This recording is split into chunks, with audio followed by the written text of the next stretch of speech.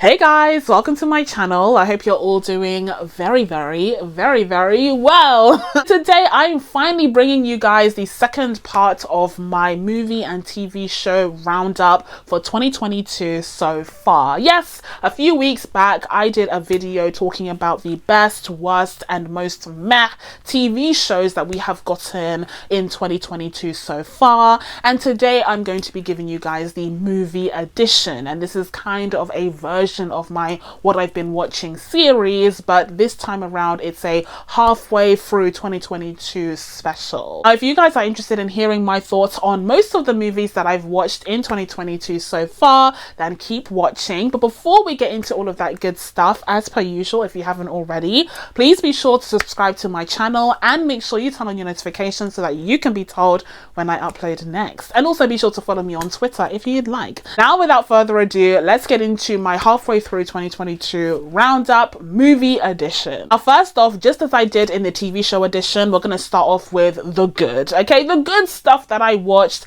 this year. Now, here's the thing. This is where the TV show video differs. I'm gonna let you guys in on a little secret just between us girlies, okay? Even though my channel is called Jean's Movie Chats, you know, as you can see on the YouTube page, I haven't really found myself watching too many movies. Guys, I'm a fraud, okay? I don't know what to tell you, but there's something about watching a film that feels like an exercise in endurance. Like, listen, it's crazy and it makes no sense, but for some reason I have no qualms about sitting down and watching the entire season of a show. Like, I sat down and watched the entirety of Umbrella Academy season 3, no problem, no questions asked. But one of the main reasons that it took me so long to make this video is because I had a lot of movies to catch up on, and tell me why it took me so long and it took so much convincing for me to sit down and watch just one movie, like literally just one feature film.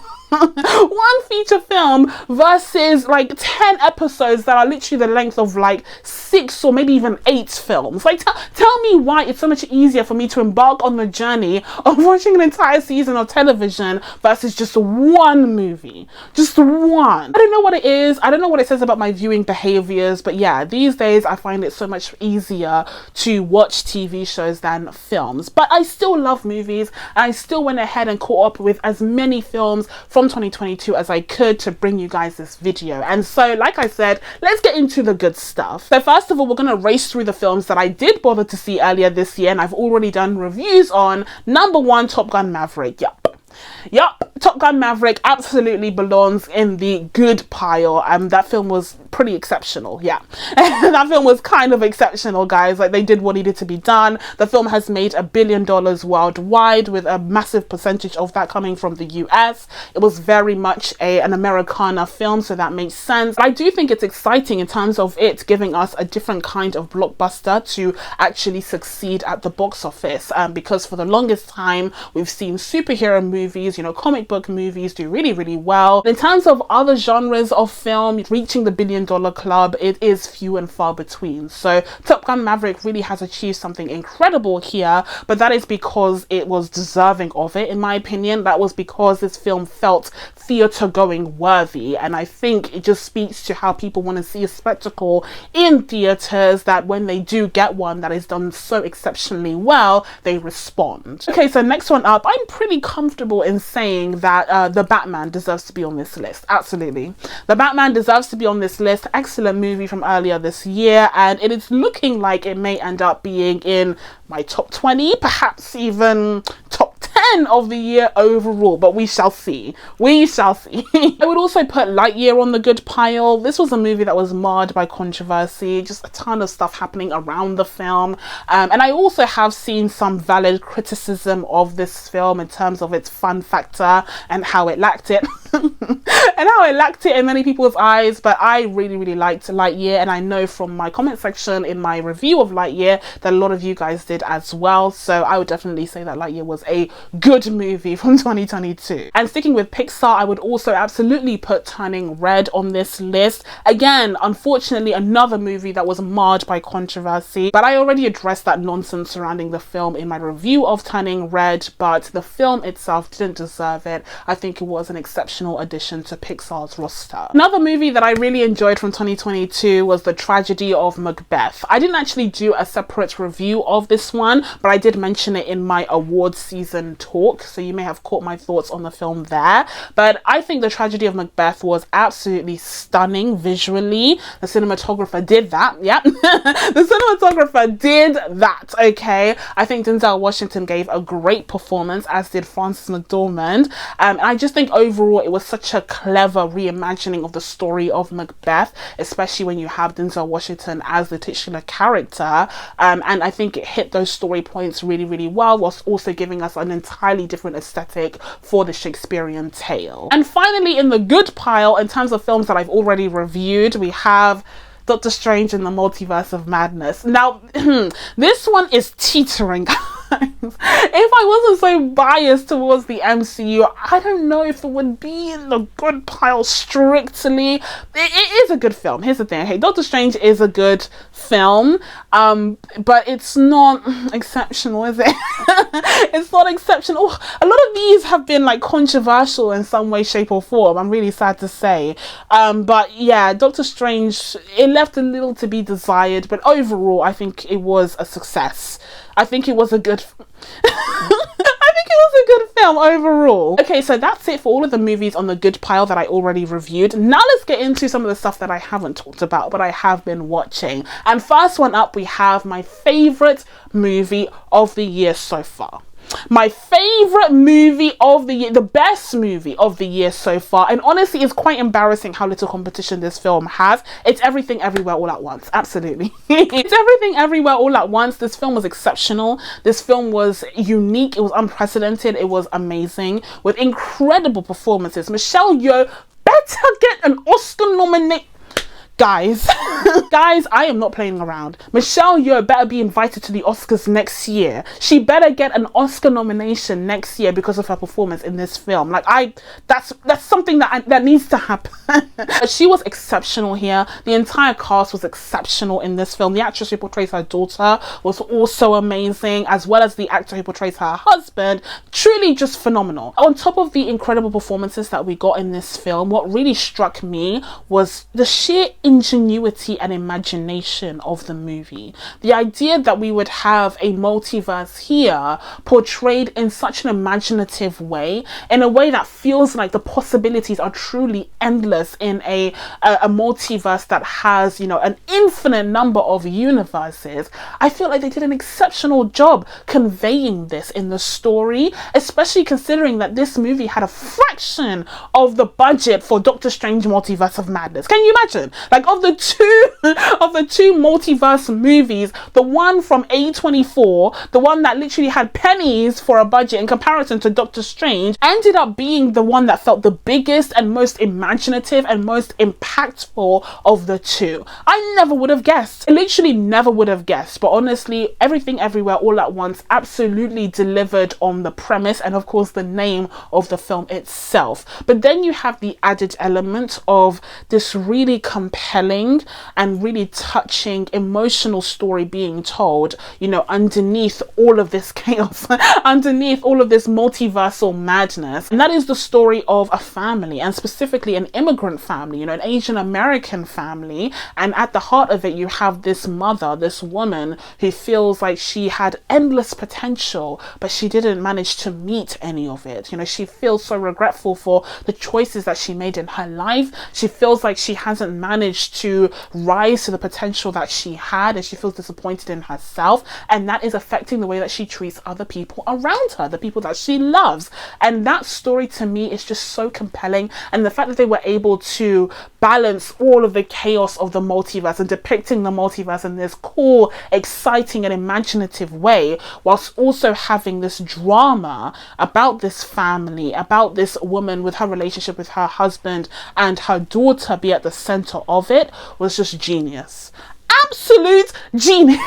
Honestly, all that's left at this point is just to give a massive round of applause to everyone involved with Everything Everywhere All at Once, because it is truly and pretty easily the best movie of 2022 so far. Okay, so the next excellent movie that I didn't get a chance to review on my channel would be The Bad Guys. This is a DreamWorks animated movie, and you know what? I'm just so happy for DreamWorks. Well, actually, it's a kind of a bittersweet feeling, because I'm happy on the one hand that they were able to produce such a delightful movie. It's such a wonderful addition to their roster, but on the other hand, I'm sad because this movie didn't get any love. Like, really, it was so overlooked during that time where we had a bunch of movies that didn't really perform well. So I was really sad to see it go on VOD so quickly and like was brushed under the carpet so quickly. But I would highly recommend you guys check out The Bad Guys as soon as you can, because I think it is delightful. Now, it is giving Zootopia. Like, it is giving Zootopia, and hey, maybe that might be a video idea in the future, kind of comparing the two. But I do think that The Bad Guys has something different to offer, both in terms of its, you know, voice cast, which is a very different feel here. We have Sam Rockwell portraying the wolf, the big bad wolf, but also in terms of the, you know, interactions with the group. Like, it's a different dynamic. So I do think that The Bad Guys has enough unique elements to it to stand out from Zootopia, but unfortunately it absolutely did not get the Zootopia treatment, because the movie didn't do nearly as well as Zootopia did, and also it was barely advertised, so it was pretty much set up to fail. And I think it's so sad and bizarre to see how far DreamWorks has fallen, and the fact that it's kind of struggling to stand out, you know, in the landscape of animation, especially because it's now owned by Universal, who also owns the Illumination Studios, and they do the Minions movies and the Despicable Me movies, as well as, you know, the Sing movies. We got Sing 2 earlier this year as well. So I do think it's odd that DreamWorks is not only competing in the, you know, wider landscape of animation, but also in-house as well. And I just think it's done the studio, you know, no favors at this point. But it's a shame, because I do think that they're coming out with really high quality films like The Bad Guys that just deserve a lot more marketing power behind them. Speaking of Sing 2 though, that was also excellent. That was also a good movie. I can't remember if it came out this year strictly, or perhaps it came out last year, but in the UK it was this year. I can't remember. Either way, I do think it was a pretty formidable sequel to the first Sing. It didn't have that kind of shock value that the first Sing movie had. We do have a bit more of an understanding of what the Sing franchise is about now, so there's little to be surprised by. But I did still find the vocal performances to be exceptional. I think the voice cast is something that always drives the Sing movies. I think they did a great job here as well, getting the gang back together and creating this like eclectic group of characters, of animal characters once again, and it's just a really likable franchise. So I'd be really happy to see a third Sing movie, no problem. Personally, of the two animated movies though, I would say that The Bad Guys takes the cake in terms of my favorites, but Sing was a really great sequel. Now, speaking of animated characters, the next one on my list would have to be Sonic the Hedgehog 2. Sonic 2, guys. I don't know what to tell you. Like, the reason why Sonic 2 makes me so happy is because it reminds me of the kids movies from back in the day. Like, it reminds me of the children, you know, family movies that we used to get before, you know, superhero movies and comic book movies kind of encompassed all genres. They covered all the ground, you know. I feel like the Sonic movies are specifically geared towards being family movies first and foremost, and that's okay. Obviously they're targeting a different demographic, but the demographic that it is targeting is very happy with these movies. They're really fun and enjoyable, and these characters are really likable. So I think they delivered absolutely with the sequel. But once again, because it is a sequel, the shock value is lost. You kind of know what you're expecting at this point, especially when it came to Jim Carrey's portrayal of, what's his name, the Eggman? Mr. Egg. Yeah, we've been there, we've done that. He's kind of rehashing what he covered in the first movie, but he was so good in the first movie that you don't really hate him for it. You know, you still enjoy his performance and you still enjoy all of the returning characters. Now, in terms of the new characters though, Idris Elba as Knuckles, stroke of genius. Idris Elba voicing the character of Knuckles. He basically is like a Drax character where he takes everything literally and, you know, he doesn't quite understand human or earth humor, but the fact that he kind of becomes a part of the group is still really satisfying. Like the fact that they all kind of get together in this like quasi messed up dysfunctional family is really, really enjoyable. So yeah, overall I have to say that Sonic the Hedgehog 2 scratched that itch. You know, it's a family movie that's not wholly animated and it's not strictly superhero based either. I mean, it's still based off of a known IP. Like, we're not getting crazy, we're not creating original content or anything, but it was a really enjoyable sequel. I did have a fun time watching Sonic the Hedgehog 2. It wasn't that serious, but it was really fun. And another live action animation mashup that I really, really enjoyed was Chip 'n Dale Rescue Rangers. Speaking of Sonic, guys, ugly Sonic, oh my god. Chip 'n Dale, if you have not watched Chip 'n Dale Rescue Rangers, I highly recommend you check it out on Disney Plus immediately. Check that film out, it is hilarious. And actually I'm quite sad by the fact that it didn't get a theatrical release, because I do think it was deserving of one, just based off of the comedy. Guys, this film is hilarious. This film is so funny, guys. Truly, I think it could have been this generation's Roger Rabbit if it had actually been, you know, marketed as such, and if it had been, you know, pushed as such, because it has such clever ideas. The idea of Peter Pan being this like old man who's no longer valued in Hollywood because they wanted him to be young forever. You know, the idea of having this like plastic surgery that turns you into a 3D animation, I think was so clever. There are so many ingenious ideas. I don't want to ruin anything, but there are some like crazy cameos, some pop culture references, just a ton of really great gags in this movie are held together by this quite compelling storyline. At the center of it you have Chip 'n Dale, who made for really, really great characters, and I think they were voiced really, really well, and I really enjoyed this movie. Like I said, I think it was deserving of a theatrical release. I'm sad that it didn't get one. I mean, if Sonic 2 can get one, then absolutely Chip 'n Dale can, but I would highly recommend you check it out on Disney Plus if you haven't already. Okay, so next up we have The Unbearable Weight of Massive Talent. I didn't see this one in the theaters. I was kind of put off by the name, honestly. I don't think it was a clever name. It kind of reminded me of Birds of Prey when it was known as like Birds of Prey and the Emancipation of Harley Quinn or blah blah blah. Like I get what they're trying to do when they make these like long names, like Everything Everywhere All at Once, but sometimes it comes across as like arrogant, or like, you know, the hubris is strong. The hubris is strong on some of these longer names. But yeah, I personally felt like with this film the name was a disadvantage. It kind of put me off the movie, and also I'm not the biggest Nick Cage fan, so the idea of watching a movie about Nick Cage's great talents was just off-putting to me. But after hearing that it was a fun tongue-in-cheek comedy, I decided to check it out, and I do think it plays really well as such. I do think it was a fun comedy. It was a laugh out loud funny, although there were moments that were, but overall I would say if you are a Nick Cage fan, I would recommend it. I think Pedro Pascal was great in it especially, and the friendship between Nick Cage and Pedro Pascal's character was great, like really compelling to watch, and that's kind of what sold the movie. The rest is kind of predictable and very self-referential. There are definitely references to, like, you know, screenwriting overall and what audiences expect these days, and like, we're not a Marvel movie, blah blah blah, but beneath all of that you have this really great friendship between these two characters, which I think is compelling enough to hold the movie. And a very similar thing can be said of The Lost City. I feel like both The Lost City and The Incredible Massive Talent Weight of Whoever they both feel like movies that would have been produced 10 years ago. You know, we always talk about the death of the mid-range movie, the movies that were made with budgets of like 50 million, and they tended to have these really well-known stars, and that would kind of be the draw of these films, as opposed to them being attached to a known IP or anything. That genre of filmmaking has kind of died, I think, largely because of streaming. But these movies feel like they're part of that era. Like, they feel like they came from the, you know, early 2000s. But I also feel like with these movies, even though overall I did enjoy them, they kind of exemplify why this genre died.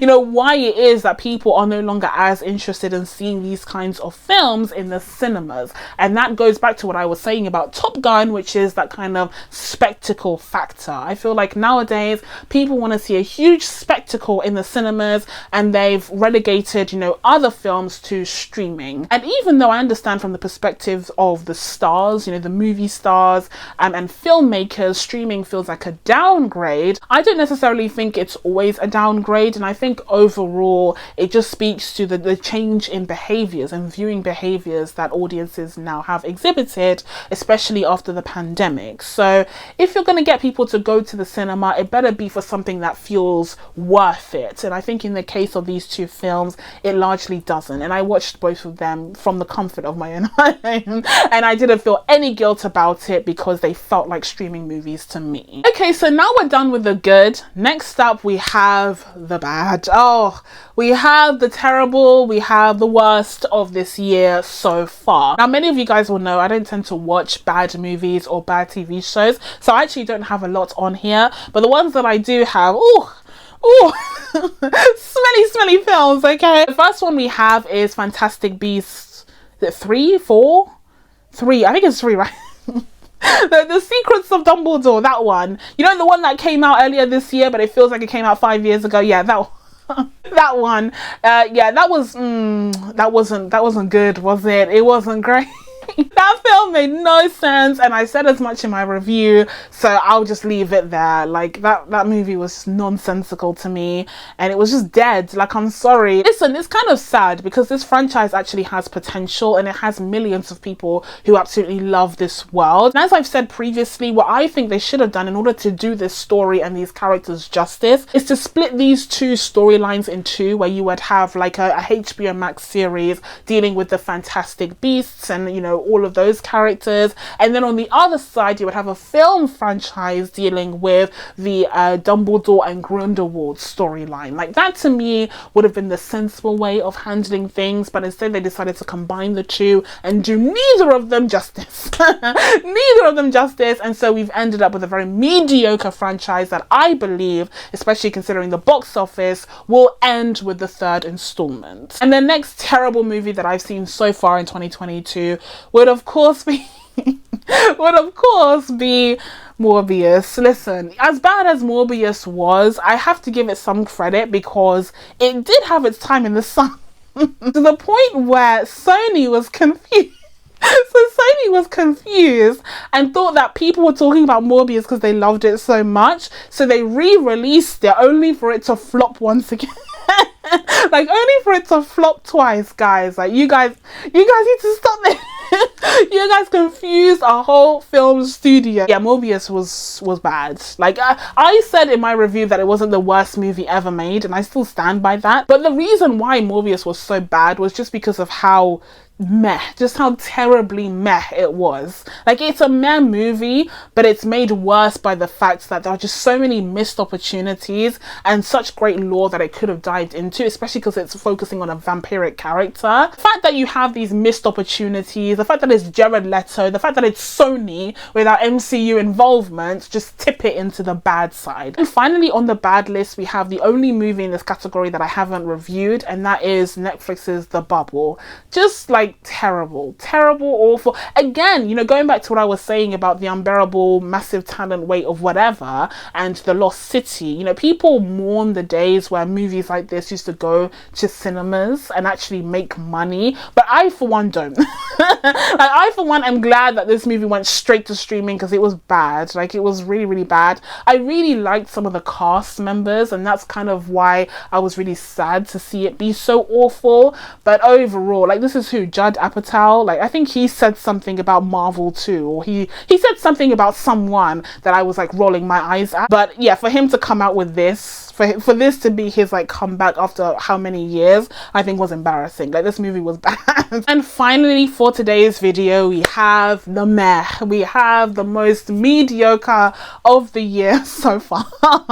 And you know, a few of these I've already reviewed, so let's get down to it. First of all, we have Death on the Nile. Super meh, but meh with style, I must say. I actually liked Death on the Nile, but it didn't have a lasting impact, and also the cast was toxic as hell. Oh, have you ever seen a film that was killed by its own cast? It was literally just problematic cast member after problematic cast member. And I felt bad for Kenneth Branagh, because I personally have always preferred the Murder on the Orient Express verse versus the Knives Out verse. But unfortunately, he couldn't make lightning strike twice, and this time around the movie ended up being largely forgettable. So even though I did enjoy it upon first seeing it, I have to admit months afterwards that it really just completely just left my mind. And the next movie up would have to be Uncharted. Just so deeply meh. And speaking of films that feel like they came out a decade ago, Uncharted feels like it came out literally 20 years ago. Like, this film feels so early 2000s. It feels so generic action movie. You know, the fact that it has Tom Holland at the center, it's literally the only thing saving it. But other than that, it's just like, whatever. It's literally just such a whatever meh movie, so of course it has to be in this category. Next movie up would be The Adam Project. I don't have a review for this one, but I was genuinely shocked to see that it came out this year. I could have sworn that The Adam Project came out last year, like it was dropped on Netflix last year. I literally couldn't believe that it came out this year. I still can't. I'm not sure. And it was pretty meh. Like, I enjoyed it, but again, quite forgettable. Literally, like, I thought it came out in 2021.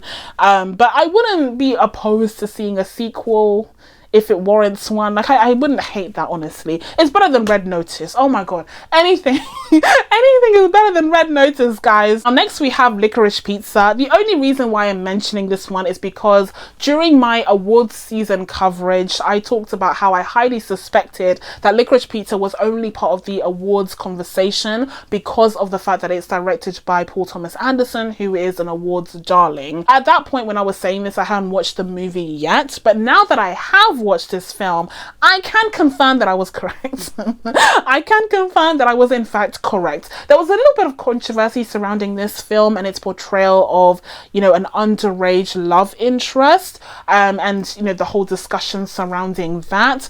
Fine, okay, it's good when films make you think and discuss and whatnot, but I personally didn't care about this film enough to even engage in such a conversation, so I would definitely put it in the meh pile. To me, it wasn't this iconic period piece, but rather a very standard drama that didn't really stand out from the crowd, especially not in the films that were a part of the awards conversation. And finally, for today's video, in the meh pile, we have The Northman. Now, here's the thing about The Northman. I think The Northman is teetering between meh and good, okay? Because of all of the meh movies that we have in this category, I would say that The Northman was one of the most artistic. Like, it really went there artistically. It really gave us some striking visuals. You have Alexander Skarsgård giving a great, like, really powerful, intense performance. So I did enjoy it quite a bit. But for me, the reason why The Northman fell short, I think, is because of the expectations that I had. And that was largely because this movie was a part of the conversation surrounding